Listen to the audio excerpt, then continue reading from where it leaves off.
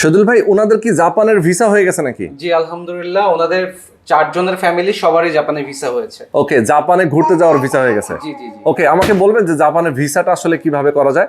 আচ্ছা, খুবই সহজ। আপনার যদি 3-4টা কান্ট্রিতে ভিজিট হিস্ট্রি থাকে আর হচ্ছে আপনার ট্যাক্স ডকুমেন্টস যদি ঠিক থাকে, তাহলে আপনার জাপানে ভিসা হওয়া খুবই সহজ। এবং আপনারা তো আছেনই, জি, সব অবশ্যই, ধরনের অবশ্যই। সাপোর্ট আপনারা দিচ্ছেন। অবশ্যই আমরা সব ধরনের সাপোর্ট দিচ্ছি। ভাইয়া আজকেই ভিসা পেলো, আজকে ভিএফএস গ্লোবাল থেকে পাসপোর্টটা কালেক্ট করে আমাদের এখানে আসছে। আচ্ছা আচ্ছা, ওকে, দেখেন গ্লোবাল ইমিগ্রেশন পার্ক থেকে কিন্তু ওনারা একটা ফুল ফ্যামিলি ভিসা পেয়ে গেছেন এবং জাপান যাচ্ছেন।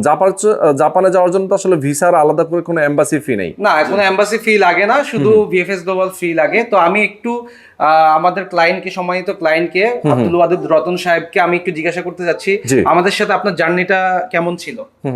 আমাদের জার্নি খুব ভালো ছিল।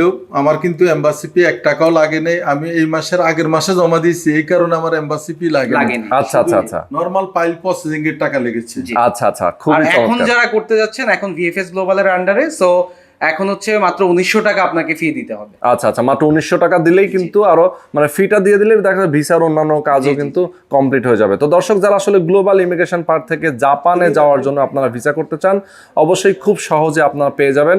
দ্রুত যোগাযোগ করবেন তাদের সাথে। জাপান যাওয়াটা এখন কিন্তু আরো সহজ হয়ে গেছে।